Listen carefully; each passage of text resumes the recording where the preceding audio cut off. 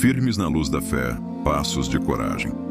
A fé não torna a vida mais fácil, mas acende a chama do possível.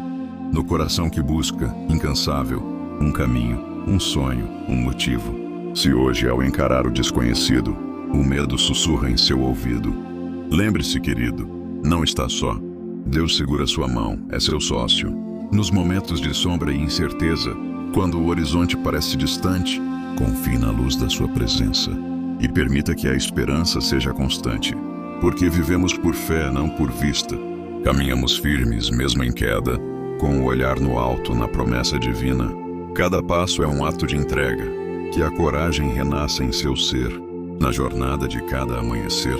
E que a fé, como um farol a brilhar, guie seus passos, faça você acreditar. Que assim seja para todos sempre.